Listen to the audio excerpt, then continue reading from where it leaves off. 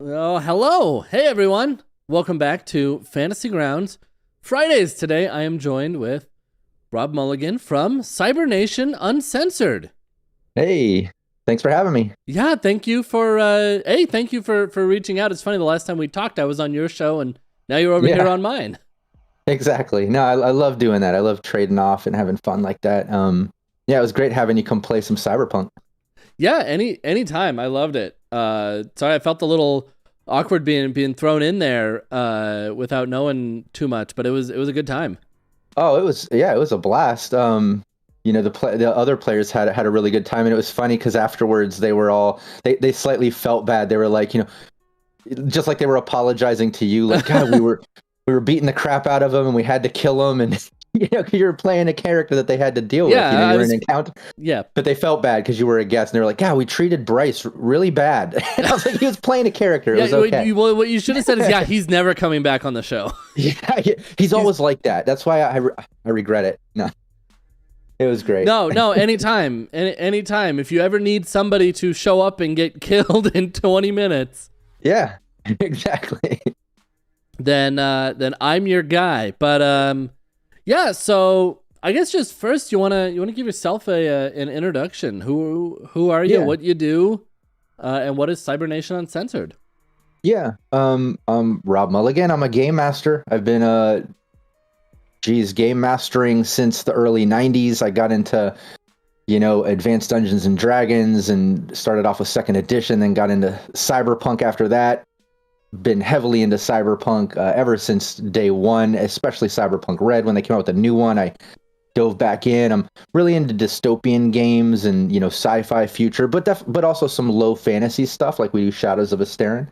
But ultimately, I consider myself professional game master, a streamer. I also make GM tips.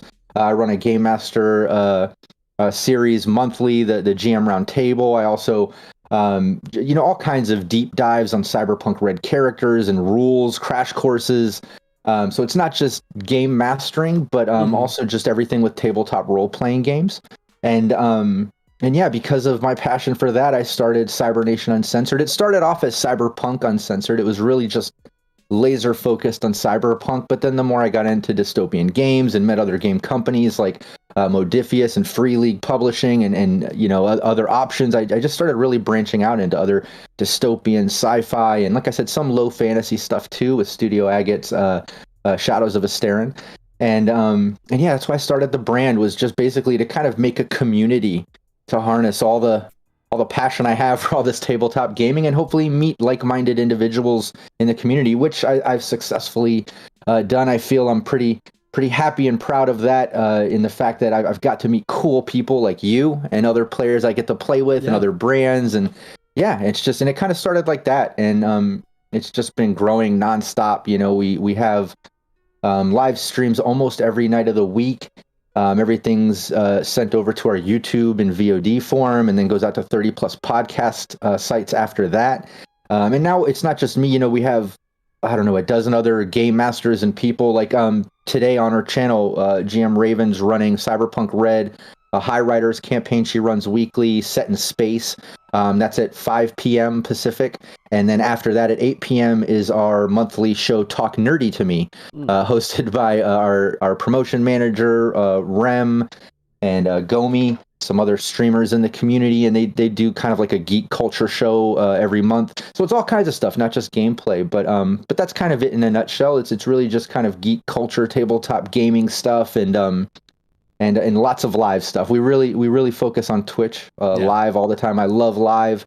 And then, like I said, everything goes to YouTube in VOD form. Hmm. I think there's something. That's why this show is also live, because this could easily just be like a weekly podcast I put out. But I think there's something like really different about a live show that you don't get when it's just something that we record and then put up and then people listen to later. Oh, 100%. That's how I started my crash course tutorials. When I first started Hmm. Cyberpunk Uncensored, when it was Cyberpunk Uncensored, Yeah. I started doing all the Cyberpunk Red crash course tutorials because I had an advanced copy of Cyberpunk Red from R. Talsorian Games. Shout out to R. Talsorian Games. love the company, love the game. And yeah, I just dove in doing crash course tutorials. And as I was doing it, I realized I don't want to sit there and edit and slice and dice clips and things and create a tutorial or I don't know. It feels contrived. I've watched lots of gameplay and tutorials and streams and everything online, obviously, because I love it. Mm-hmm. But I tend to get turned off when it's just edit after edit. It feels to me like someone's just reading me the rules. Like they're just telling me some stuff, then it's clip, edit. Okay, read the next part. Okay, I'm going to say that. Then they say the next part, cut, edit, paste that in. Okay, what's the next part I'm going to say? Then they read it. Then they recite it. Then it feels like that to me, and I can see that, and I don't know why. It turns me off.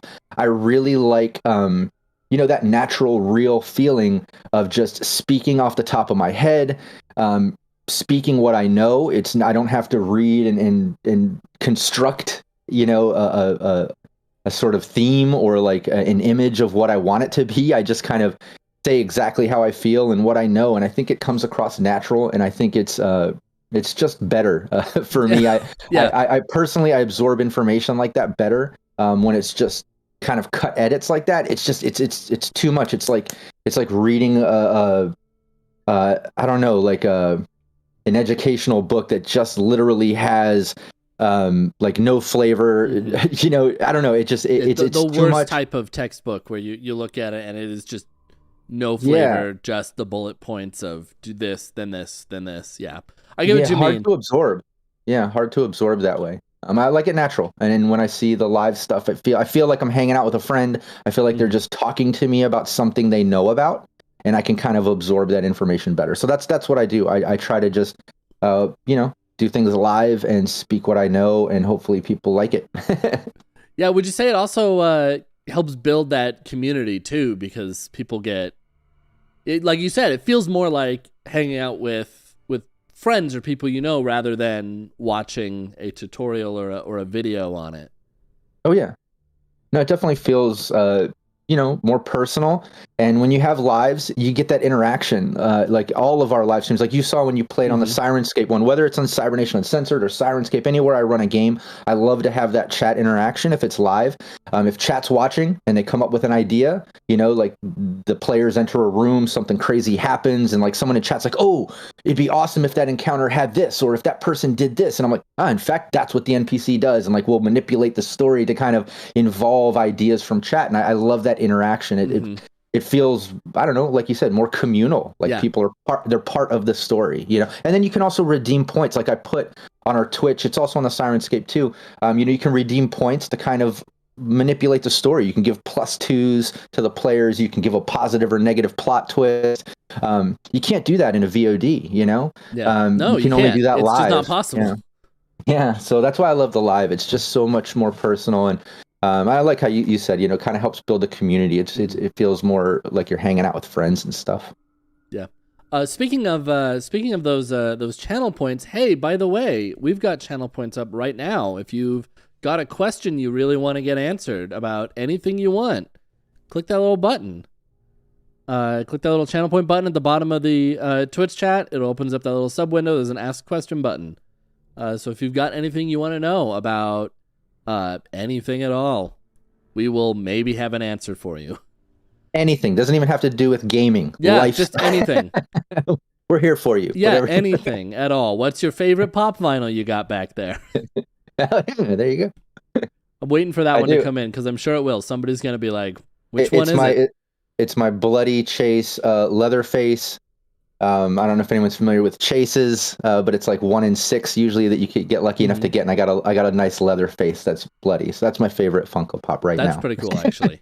I'm not a big fan of. I'm not really big into the Funko Pops, but that one sounds pretty cool. I know. I'm sorry, dare you, sir.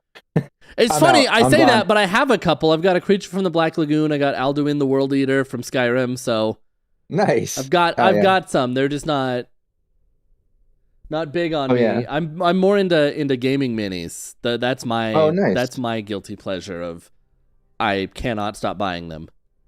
Nice. Have you seen the minis that we released? I haven't. We did. We've got a basic pack and then an expansion pack. It's on CybernationUncensored.com. Everyone Well, check now I'm that gonna out. have to go look. And yeah, they're magnetic minis. You buy the basic pack. It comes with like a bunch of different minis, and you can interchange the parts and stuff because they're magnetic. Oh, that's And then you really get the cool. expansion pack, and that comes with a bunch of different weapons and things, and it can interchange them. It ends up with like over 200 something or Wow, this 100 is the and coolest thing I've ever something heard of. thousand combinations. So it's pretty versatile. You can really kind of adjust your characters as you go. It's pretty cool. That's really cool. That's a cool idea. Yeah. All right, let's take it back into kind of game mastering. I know that's actually a thing that right now is actually just always is kind of sought after. There's not a lot. There's way more players than there are game masters. So I was just wondering if you have, we'll say like one quick tip for anybody who's not yet a game master, but might, be swayed into it. Yeah, do it. That's a good tip. Yeah, that's it. Done.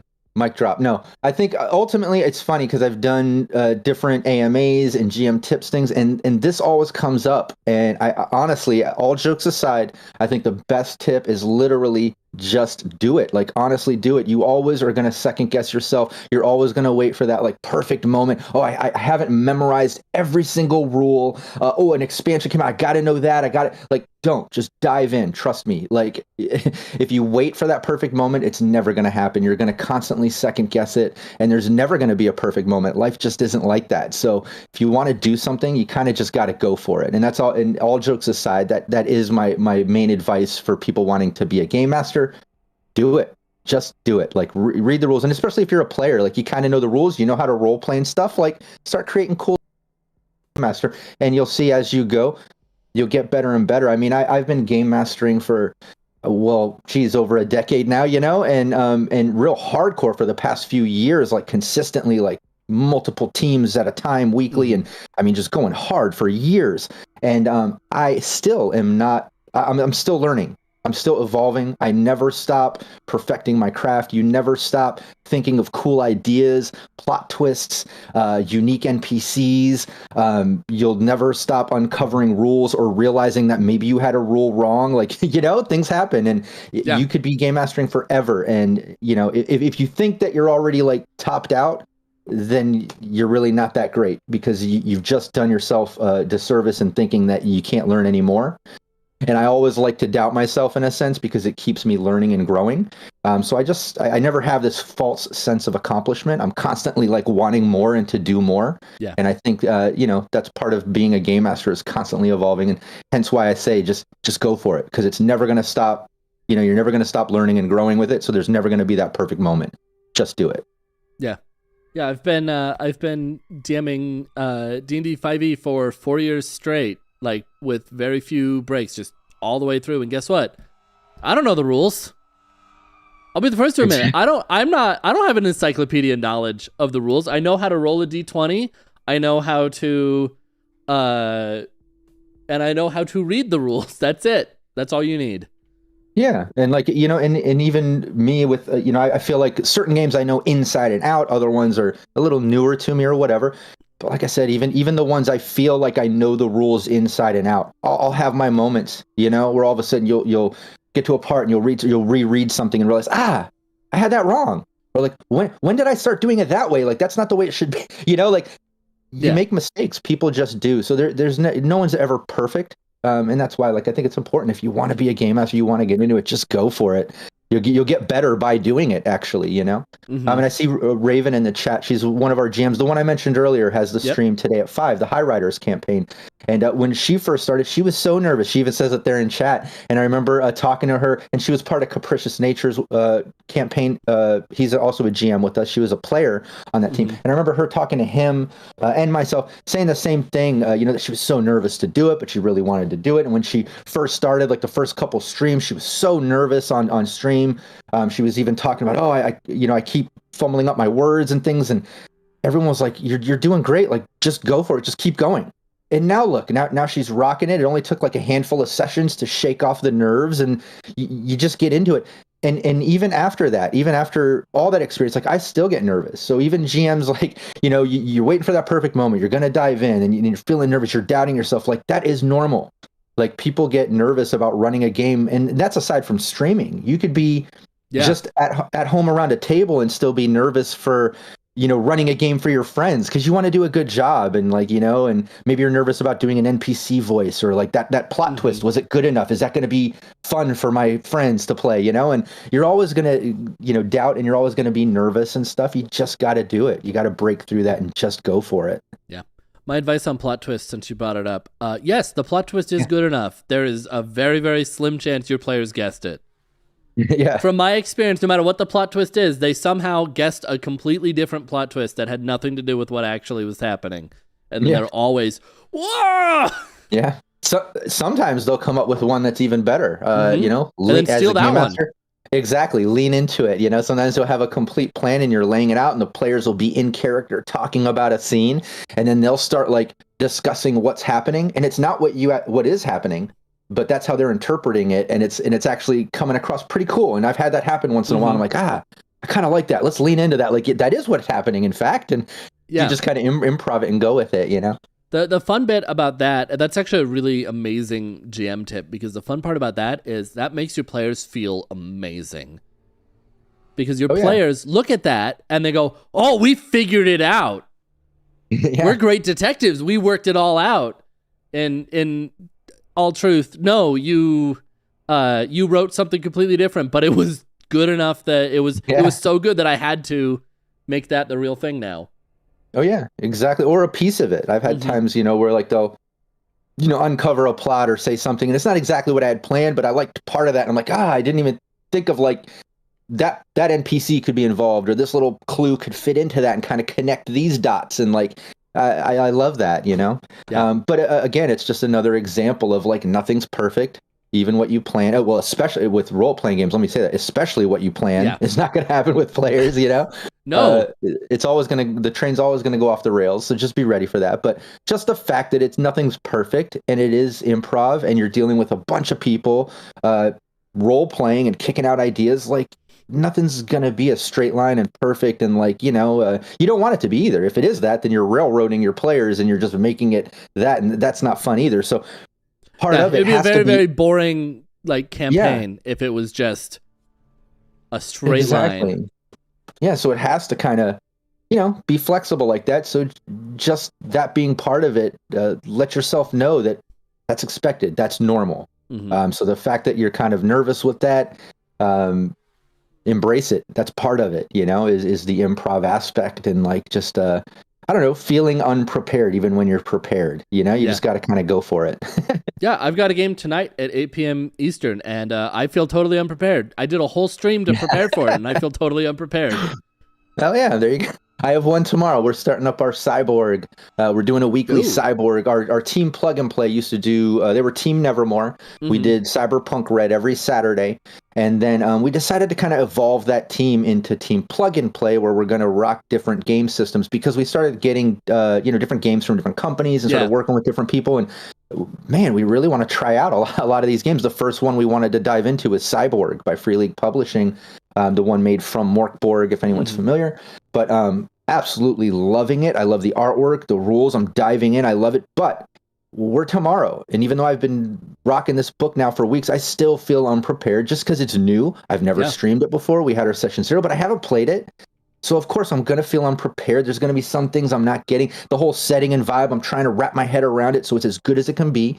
But again, nothing's perfect. I'm going to dive in. I'm going to have fun. My players are going to have fun, and we're going to learn as we go, and each session's going to get better and better. And that's how you do it. You just got to dive in. Yeah. And honestly, I've not heard of Cyborg, but I know big fan of all of Free League's other stuff. They've got just so many great systems. And it looks like we actually did get a couple of questions about the Funko Pops. I'm going to save those a little bit.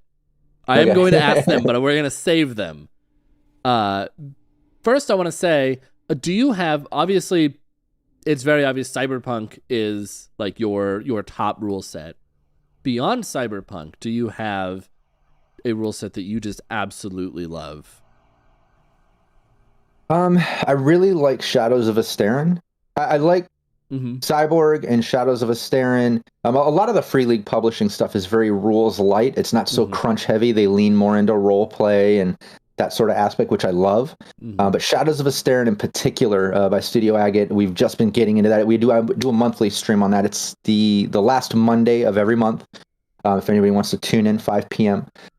Great team, awesome role play. We all get into cosplay. It's a lot of fun. It's a low fantasy game, so like there's no like elves and gnomes and stuff like that, but there's definitely Fions, like these demonic creature things that can take any form and substance, and they mess with humans. And there's a little, not really magic, but there's these Demorthans, which do like kind of like druid style things. And then there's like this religious thing that can do like miracles and occultists. And so there's like low fantasy, but not super heavy fantasy. And I appreciate that. But what I love about it is, it's rules light, and right in the rule book, they even say, like, if you have moments in the game where the players are in character describing what they do and role playing it out, give it to them. Go with it, role play it out. Don't roll the dice.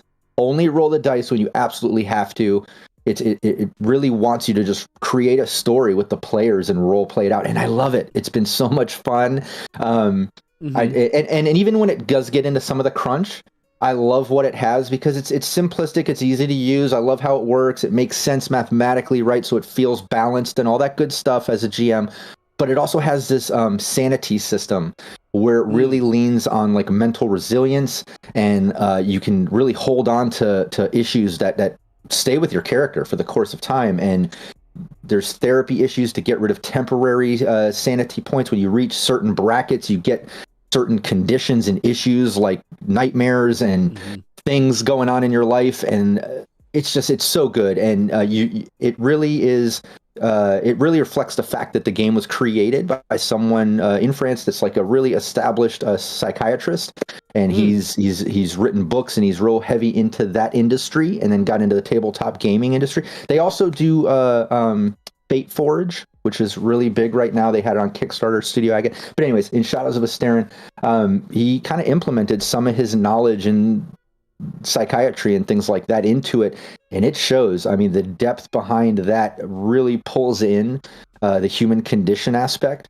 and the horror aspect, because it's a low fantasy game that kind of leans into romanticism, like dark romanticism, but touches of horror with the Fions and stuff, and then all this mental conditioning and everything. It just has a real dark dystopian tone with the low fantasy.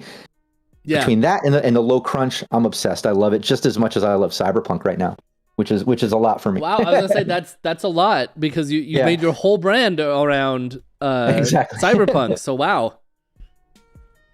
Exactly. It says a lot. that does say a lot. I'm gonna have to check that one out. I've got a shelf back here with a whole bunch of books that I have not read any one of. Oh, so I need to. Too.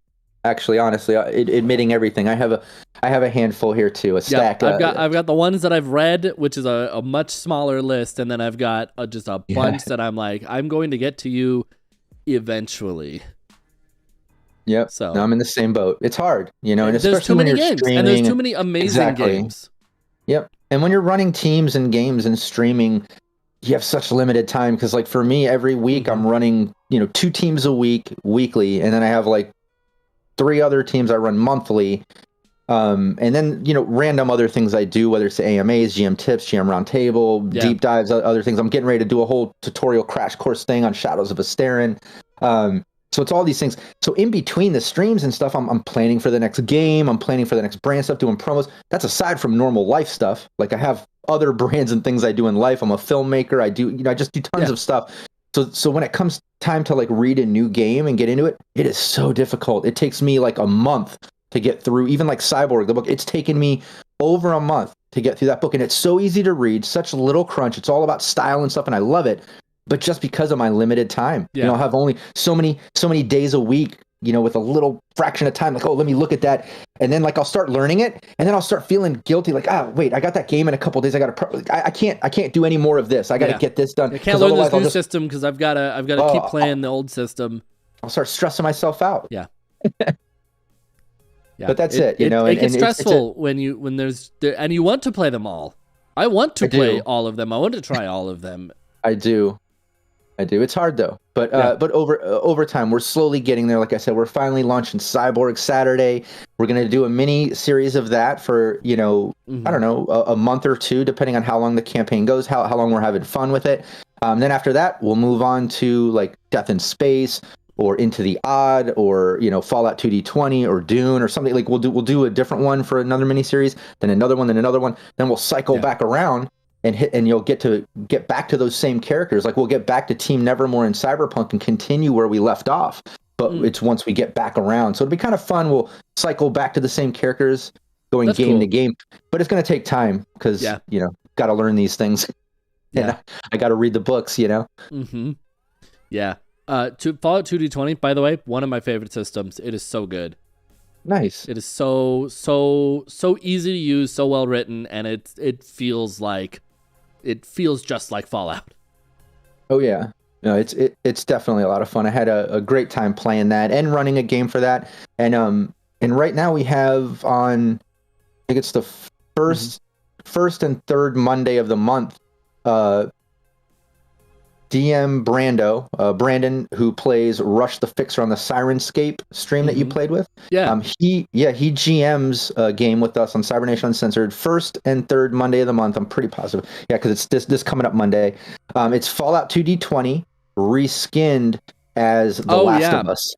Oh, it's so good. He basically took The Last of Us, the whole setting, the vibe, everything, and used Fallout 2D20 to kind of do that game, which fits perfect. I mean, it's all dystopian. It fits right in. It's got I think the best part for using Fallout 2D20 for any other dystopian kind of, especially like a zombie-ish setting, is it has the scavenging mechanics built into it.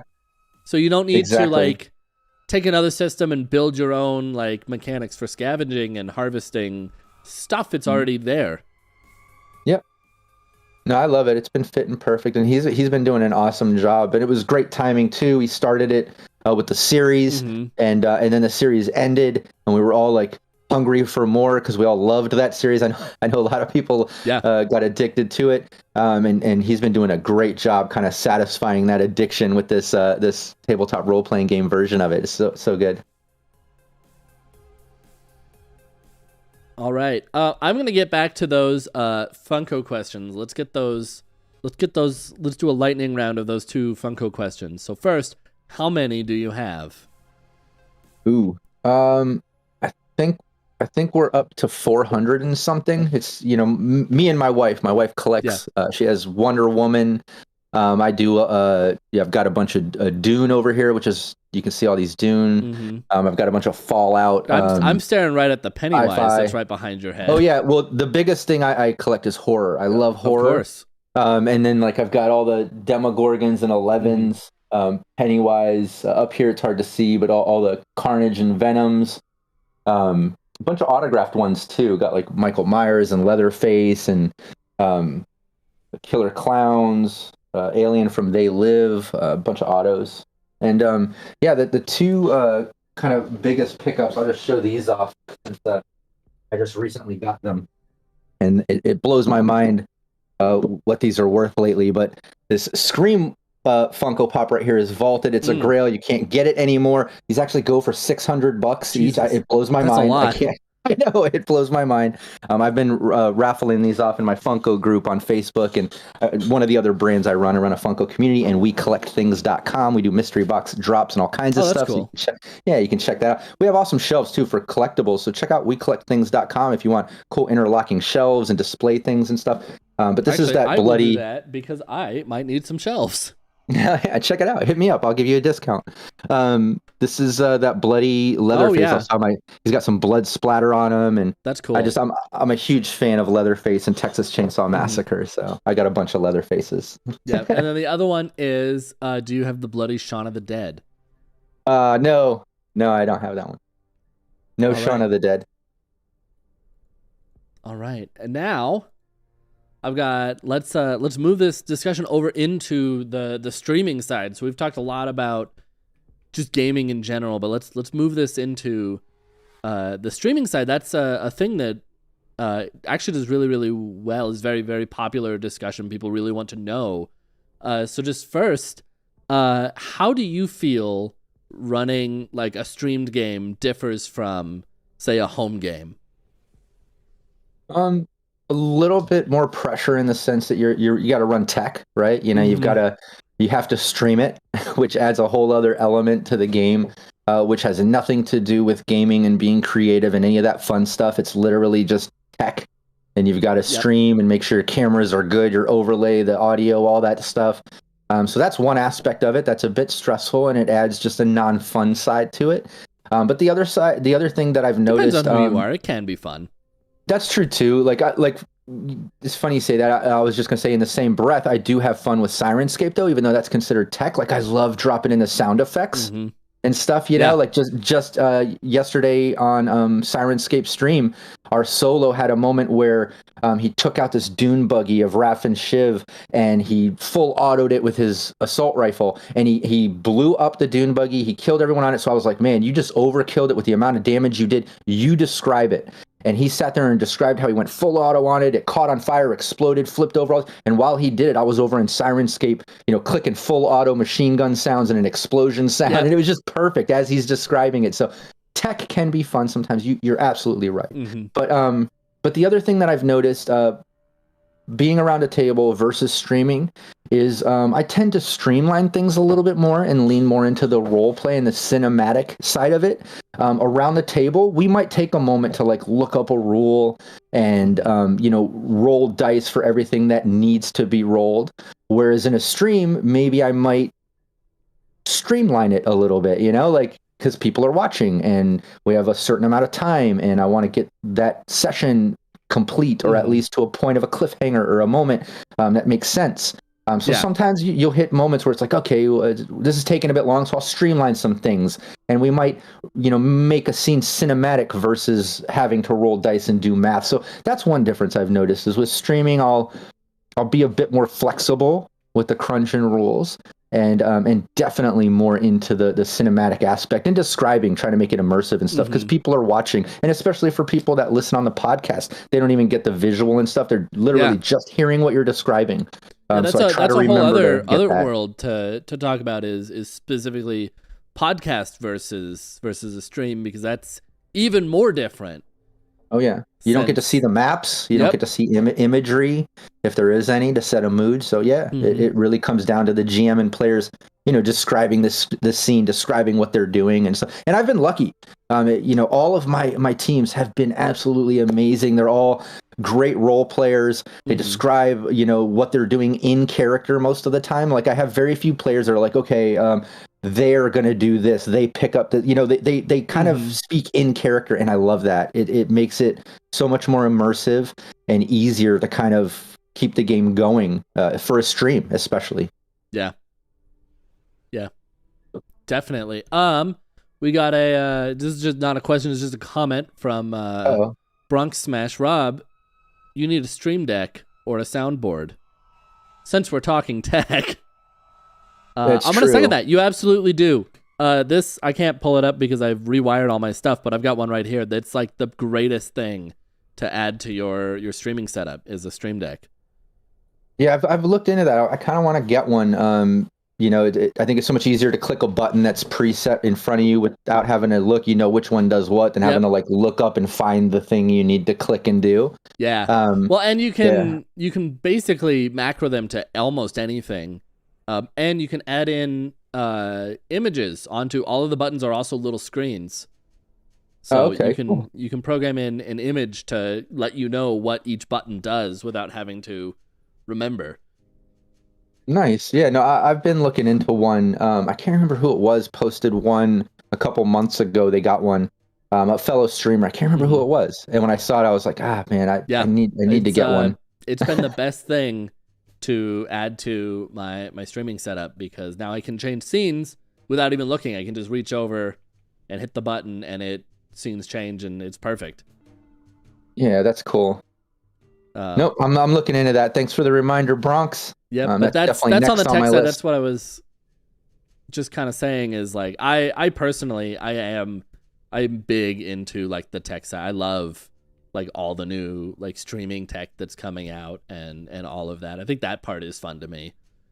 Oh yeah, I need to get with you more often then so I can learn more because that's the side I need to get more on top of. Yeah. I feel like I'm on top of the creative, the plot twist, the fun, and all that. But when it comes to some of that crunch and like the things I need to get myself more up Hmm. to date and keep up with it, because there's always something and Yes. it's helpful. They're awesome tools and stuff. I need to get more on that. I did want to point out too. I saw in chat Oh Drake yeah. said VTTs require more prep time for a GM than around a table, and that is something worth mentioning. It is Hmm. true. If you're getting into maps and NPC tokens and just even little details like creating NPC stats and stuff, so you can roll them in the VTT. Yeah. That does take some time, more time than just grabbing a sheet and writing it out. And hence why in some of my streams I still do physical dice. Like I do almost everything in VTT. I love Fantasy Grounds and the plugins I use, especially that Cyberpunk Red one. It has everything in there needed. It is so good. Yes, it Um, is. They've so good, done. I can't even speak to how great of a job they've done with it. Every time I look at it, amazing. it is flawless. And they keeps getting better Yeah. too. Like I see them in our chat and in other chats on Discord and stuff, and like somebody will suggest something, they're like, "Bam, updated that." I'm like, God, man, these guys are great. No, It's so they are good. amazing. Yeah, so good. But yeah, I still do physical dice sometimes just for the streamline aspect because yeah, VTT sometimes can add a couple extra processes, and especially when streaming, like I said earlier, I want to streamline some Hmm. things. So some NPCs I'll have like a basic combat number and I'll just hit the physical dice, and sometimes I even pre-roll. A little pro GM tip with streaming is sometimes I'll rock out like 5 or 10 pre-rolls on my tens, and I'll just write them down in order on my sheet, and then when I need a roll, I'll go over, grab that number, cross it out. You know what I mean? And That's then I actually a really don't even good have to tip. roll it. That's something that I know I've heard of from a few other GMs and I've never implemented in my own games, but that is an amazing tip for streamlining. Yeah, it saves a handful of seconds here and there, but it adds up.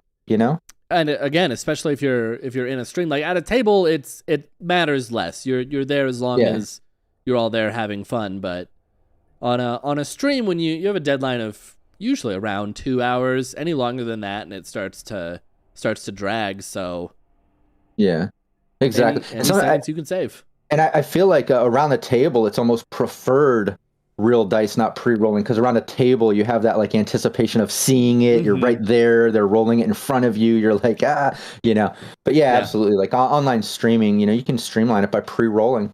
Absolutely, I do it all the time. Oh, there we go. There's a really really fun question that actually Felgor has not been brought up, but I would like to know what are your cyberpunk influences? Ooh. Um, uh, the classics for me. I grew up on Japanime. Back, I remember renting the VHSs from Blockbuster. If anyone can think about how long ago that was. But started with like Ghost in the Shell, Mm-hmm. Fist of the North Star, Akira. All those classics. Japanimation is pretty much what introduced me to cyberpunk before I knew it was cyberpunk. And this was even before I got into like, the books and things. And I mean, obviously, we know where high tech, low life high tech, and where cyberpunk was kind of coined within the genre, and where Blade Runner and movies and films and Mm-hmm. things pulled from. But for me, as a kid, I definitely got into the Japanimations way, way before anything.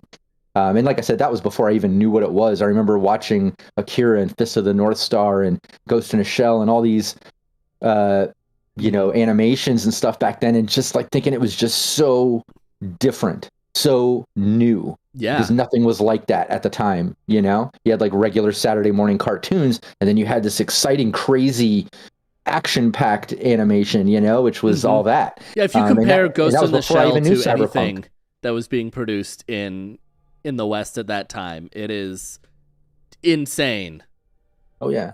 And depth of story to go with Mm-hmm. the cartoon. Nothing was touched on that since like I mean like, Heavy Metal Wizards. There's like old classic cartoons, right, that took like deep stories and Yeah. like stuff and kind of made their animation from it. But this was definitely, the first set of kind of dark animations that had that cyberpunk intensity and stuff. And Mm-hmm. like I said, that was before I even knew what cyberpunk was. Looking back, I'm like, oh wow, that's cool. That was, where I got into all that style and genre of stuff. But but didn't even know what it was at the time. Was just really into it. Yeah. This is a reminder to everyone. Go back and watch Ghost in the Shell. Yeah. Especially if you've never seen it, it is so good. I'm not really big into anime or anything, but Ghost in the Shell it's an amazing, amazing movie and property. It is so good. It is very good. And I have seen some people recently, younger generations and stuff that have mentioned like, oh, I've never seen that. And like, I love that you said, go back and watch it. Like, it is important, it is very cool. Especially if you're running Cyberpunk. Exactly. It helps set the vibe. And just like those moments, like Ghost in the Shell 2, it was such a film for an animation. Yeah. It had such suspenseful and downtime moments, like very drawn out, like no soundtrack playing. You hear like a breath and then like a line. And like, there was just it was very real. Like you were watching a film, it's just so good. Yeah, it is phenomenal. And for anyone that is like, oh, Cyberpunk is all just Blade Runner. And I love Blade Runner, but like go and watch Ghost in the Shell. That is actually, I think Ghost in the Shell is way closer to Cyberpunk, the Night City, the game, than it is to Blade Runner.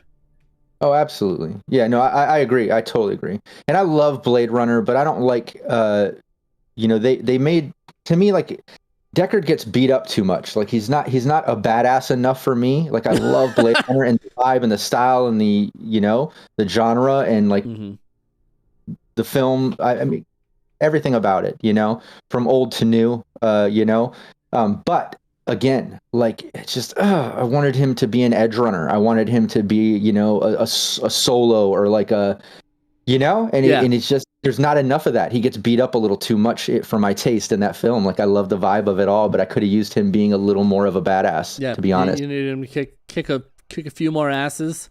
Yeah, man. Something, well, you need I don't know. You need that in your Cyberpunk. You got to have the ups and the downs. Yeah, it's true. But yeah, and the other thing to Ghost in a Shell, I want to mention this because, I know it causes some debate and stuff, but I even like the new ones.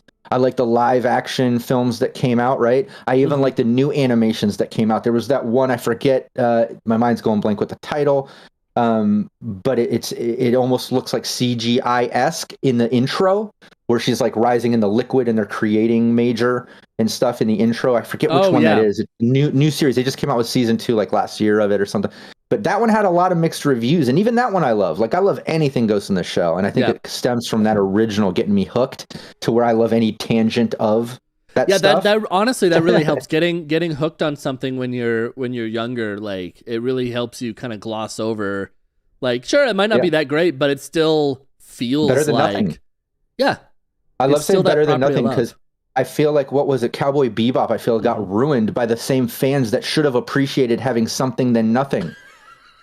Do you follow me on that? You know what I mean? Like, I feel like sometimes people will shoot themselves in the foot. Like, now you don't have anything.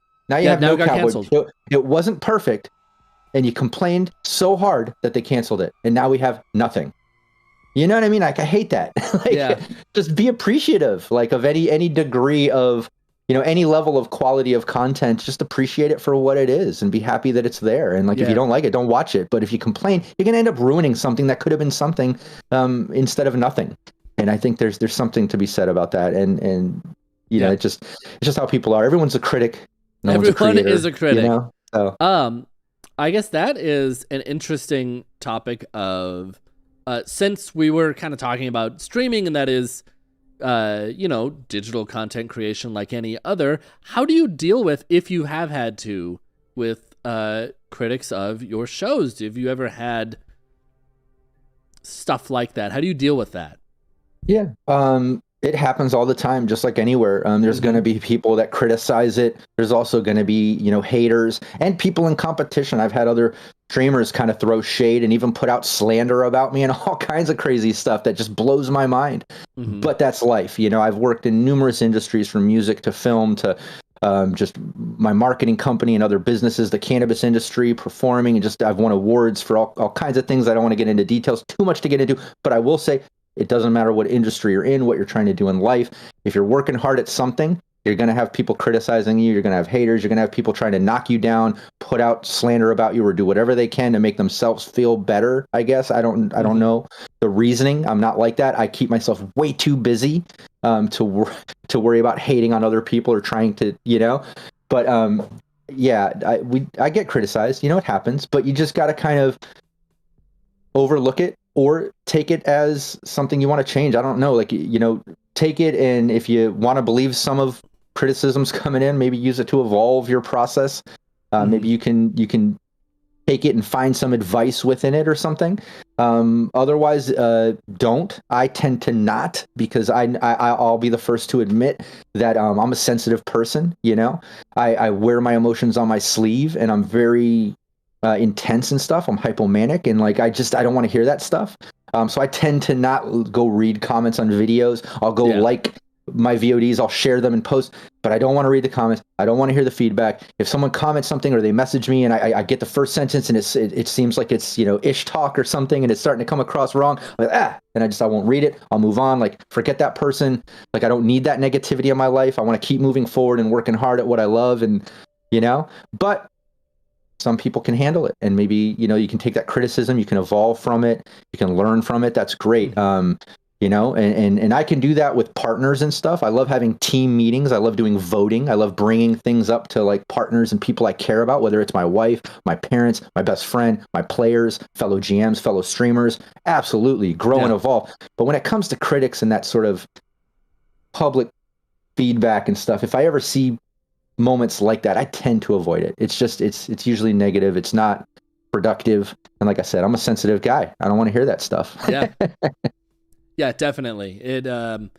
I love that just the number one advice from every content creator is just don't read the comments. Yeah. And it's true. Unfortunately, I have a bad habit of, I still do. And I guess it's because it's partially my job doing customer support. I have to check the comments on our YouTube channel sometimes. Do you ever get moments where, there's personal criticism stuff, you're checking it for fantasy grounds, and then you'll catch your name, you're like, oh wait, what? Oh, really? Yes, it's happened on 2 occasions, and I think they might have actually been the same person, just with different accounts, but I'm not sure. Probably, I guarantee it's probably that. It usually is like that, Yeah, I have seen it a handful of times, and always I'm like, all right, cool. But the way that I take those, and the way that I took those ones, is that person really just took that much time out of their day to write that. So, really? Exactly. Whatever. No, I feel the same way. If people have criticisms on that level, if they're hating to the point where they're, it's negative, it's non-productive feedback, and it's, yes, constructive criticism, please. I love that. Exactly. Yeah, exactly. If you're like, but if hey, you can tell where it's your coming microphone from, sounds bad, tell me. Exactly. If there's things like that, but if you can tell it's coming from a bad place, there's certain things being said and words being used, and you can tell what it is. Absolutely, there's no place for that. It's not worth even reading or getting involved with. Obviously, that person has some issues or something. Luckily, I haven't dealt with that a lot. Like I said, we've had some things with other streamers and slander and hater style stuff. We've had some criticisms and little things, but I'll tell you, within years of doing this, it's been few and far in between. We've had way more positive feedback and more people joining our community. We get new people joining our Discord and Facebook group and Twitter and pages every day. And that compared to the amount of hate or negativity I've seen over the years is just, like I said, few and far in between. It outbalances it so much that I'm real satisfied with where we're at. You know what I mean? I never even talk about I never really complain about that stuff. Yeah. Because it's so minute, Yeah. Yeah. There's honestly, in all truth, and sometimes it doesn't seem that way if you poke around the internet enough, but there is a lot more really, really cool and friendly people than you think, especially here in tabletop role playing. There is a lot of really amazing people. Oh yeah. So no, I totally agree. I've worked with tons of them, and not just the people playing, but the companies behind it, all the tools I've used, brands I've worked with. Absolutely. Maybe 1 in 100 will be a bad seed or someone that's got some weird jealousy hater vibe, or like some criticism like in a negative way, or like, but it's like 1 in 100 or 1,000 or something. Like there's definitely way more people that are, you know, tuning in and asking, you know, questions because they want to learn, or they're in the community looking for a game or something. Like there's way more positive than negative. Absolutely. Yeah. Yeah. Back to streaming. What advice do you have to anyone that is new to streaming? Maybe they've done their first couple of streams, maybe they haven't done any streams yet. What would you say to someone who's, you know, where you were when you started? Yeah. Well, a couple things, like you mentioned, getting a decent mic, a decent camera. You don't need to go full, you know, HD, you know, what's the word I'm looking for? I've seen some people with elaborate setups with you know, multiple cameras and things. Like you can evolve to that level. But you know, as long as I you look up at my camera and go, oh yeah. Well, but me, you know, you know, but I've seen people with elaborate setups. But like I always think, like in the basics of streaming, like just as long as you have a decent camera, a decent mic, you know, it's at least a start. People can hear you, they can see you. Other than that, it's doing it consistently, where you start really learning, you start honing your craft, and that's aside from you know, being a game master and those sort of craft skills with like creating campaigns and gaming stuff. Just on the streaming side, like you're gonna kind of fine tune some of the stuff we talked about earlier, like with the tech. You're gonna kind of learn what works and what doesn't, transitions and you know, all those little details. But it really just comes down to experience. You just got to keep going. If you sit there and keep researching and reading and learning and testing and stuff, it's never going to stop, because there's always going to be new things, and you know, you never stop learning, like I said earlier. So you just gotta dive in. If you want to do it, just do it, and you'll progress as you go. Yeah, Spain, exactly. Bryce, yeah, you don't need that, but I love all of mine. It's true, I do. I've got a very, very nice Sony A7S that I use as my as my streaming camera, and then obviously like a very nice SM7B for my microphone. So I've got a good setup. But you don't need this. You don't need a it's probably like a $2,000 to $3,000 setup. You don't need that. There are cheap condenser mics that sound great. There are like $50 webcams that look fine. They look good. Yeah, absolutely. And you can always upgrade. You can always evolve as you go. But yeah, I think even just the basics you can get by. I mean, obviously you don't want just like, you know, crappy little camera with the mic on the camera and stuff, you know, where everything sounds reverb and metallic and echoey, and you know, there's certain levels to that. But I think as long as you have a decent camera, a decent mic, you know, it's a start, and then you can always upgrade that sort of tech stuff. But again, like learning how to use things and work with the tools, the VTTs, you know, your streaming thing, whether it's OBS or whatever you use, all those sort of things, like you're going to learn as you go more than if you sit there and read about it. You know what I mean? Like you can read all the tutorials and things you want, but unless you actually start practicing, you know, you're not going to really truly learn, you know? Yeah. Yep. Yeah, exactly. And I like that you mentioned the microphone on the camera. Here's the next great thing. You can cheap out on your camera, but make sure you spend a little bit more on your microphone. Make sure you have a decent microphone. If you can listen back to your own microphone recording and not be like, "Oh, that sounds bad," then you're fine. People will forgive a bad camera. They won't forgive bad audio. That's true. Audio can be really rough, especially like some streams you'll see have like that real like reverby, tinty sound. I don't know what that is. I've heard that on mics from the cams more often than like a separate. You know, usually it's the condenser. Room noise itself. It's the sound of the room they're in. It's their voice bouncing off of all of the walls. It's not picking up their voice. It's picking up everything. Exactly, and that can really ruin it for some people. You got to think some people are listening to a stream or a podcast while driving to work or in headphones, not just in speakers, or in speakers, not headphones. So like all those things can mess with it, and it makes it difficult to follow what's going on, or annoying to listen to it, and you're going to lose fans and people that way. Absolutely. Yeah. Yeah. Yeah. It's very, audio is, I would say, the most important bit of a stream. Yeah, I can totally agree with that. I like that you put that like people can forgive a camera, but the audio, I like that you said that. That makes perfect sense. Yeah. Yeah. Yeah, absolutely. We are starting to get close to the end of our time. So if anyone's got any questions about streaming, Cyberpunk, Rob himself, anything you want, toss those in now while we are getting close to closing down the stream. We did get it was just a kind of a recommendation. Rode makes a great package with a USB preamp for under $150. Rode is great. Rode mics are fantastic. So that is a good deal right there. Nice. That's awesome. Yeah, I've got a I don't even know which one this is, an SMU1. This is just a USB mic. But again, it was like an upgrade from your basic USBs. It's a condenser. Yeah. But again, I didn't spend hundreds of dollars on it. It is a condenser, but it's a USB. So it's kind of like those basics, and it's definitely a step up from a cam mic. And then if you get yourself a breath screen or a cover or one of these Chaotix, I got sponsored by this company. What is it, Chaotico? Back in the day. So they sent me one of these. Had nothing to do with streaming. This had to do with some other recording stuff I was doing with music. I was a touring musician and did a lot of recording back in the day. But that's what now I use it for streaming. I put it here. It has my wig on it from when I played a super mutant of Fallout that wore a wig. But nice. He really wanted to be human. He bleached his teeth, wore a wig.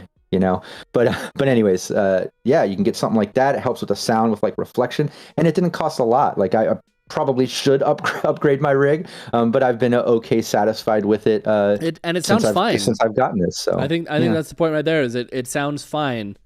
I spent $500 on a microphone, and honestly, it sounds just as good as one that's cheaper. I bought it because I wanted it, and I have a problem with tech. Where if there's something, I want it. Well, and it's the type of thing too, just like with 4K TVs, right? Like to the naked eye, you won't notice the difference really. You know what I mean? Yeah. Like that sort of you don't thing. Need it. Like I feel with these audio things, like probably someone like an audio engineer, right? That records albums and does production and like. Well, that was the other reason I bought it, is that we use. My friend and I both bought them, and we use them for recording as well. Yeah, and you probably can tell the difference. But the average person that isn't going to key in their ear to the intricacies of the different, they might not notice all the differences between your mic and a mic that's close, but not the best. But some people will. They will notice those little differences and stuff. So yeah, it's worth it. It's fun. It's cool when you can find somebody who can tell what microphone you use just by how your voice sounds. That's crazy. Because I know that those exist. I know they're out there. And certain microphones are easier. Honestly, the SM7B is super easy to tell. It's got a super distinct sound. Nice. It's like it's really dry and crisp. There's not like a lot of other noise in it. Nice. I'd be addicted to tech upgrades. You're right, Bane. I would be very bad in the Cyberpunk universe. Oh yeah. I would be replacing everything. Yeah, I think you'd have to play a tech and you would just never be satisfied. Yep, absolutely. But that'd be fun. That'd be fun to role play. That'd be your personality quirk, you'd just be this disheveled sort of tech that just can never be satisfied. He's always stressed out because there's just always something new to learn and do, Yeah, I think the way it would have to go is like when you get like a new upgrade, you're satisfied for like a day. You're like, yeah, I got that, and then the next day you're like, I need more. Yeah, I need much more.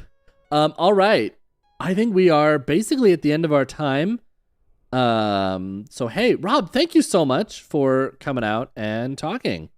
Yeah, thanks for having me. Yeah, I've been wanting to do it. I know we were talking for a few weeks and working out the schedule, and you were able to come and play with us on Sirenscape. And maybe we'll have you come do a guest on Cybernation Uncensored sometime soon too. Any time you need somebody to get killed in the first 20 minutes.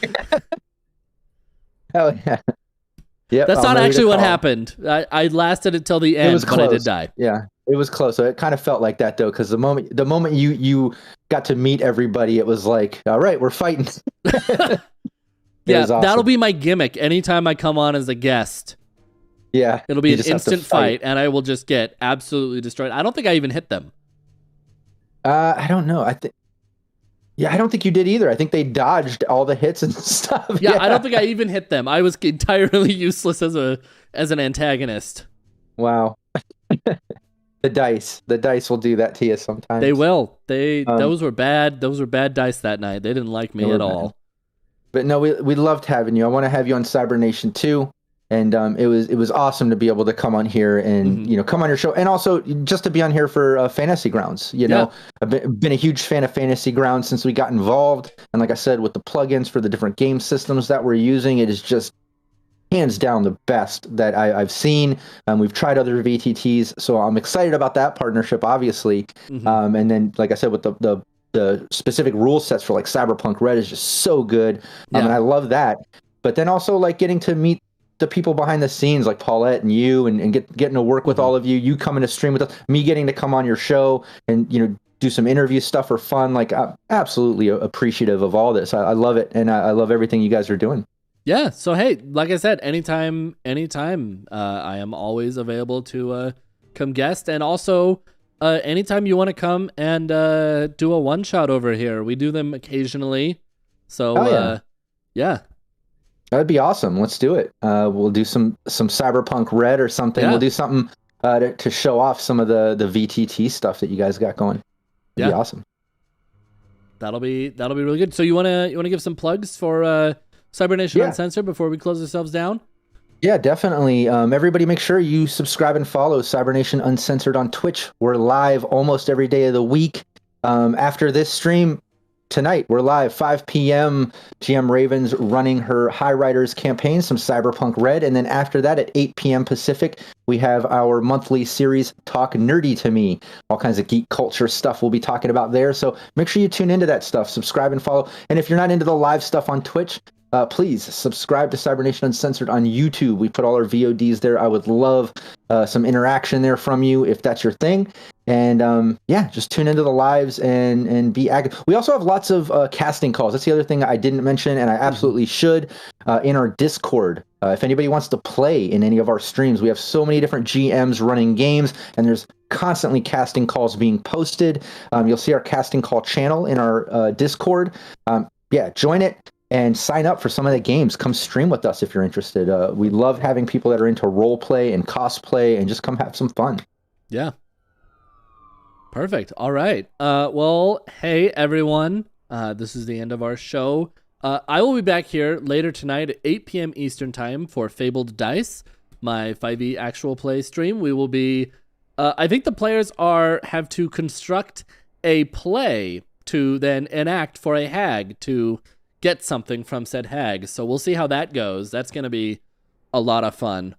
It's kind of a play within a play, if you think about it. Anyway, cool. Beyond that, we've also got Josh's map and image creation stream tomorrow at 3 p.m. Eastern Time. You should also come back for that. And beyond that, have a great rest of your day, everyone. Oh, yeah. And PaizoCon, I'll be doing a panel for PaizoCon on the 26th. I still need to double check on the time. I think it's 6 p.m. But I think it's 6 p.m. Pacific, but I might be wrong on that. But come check out that. I'll be showing off how Pathfinder 2nd Edition works in Fantasy Grounds. All right, looks like we're going to go and raid Valid Gamer. Doing some... I'm pretty sure he does 5e on Fantasy Grounds, so we're going to hop over there. And we'll see you all next time. Nice. Goodbye, everyone. Later.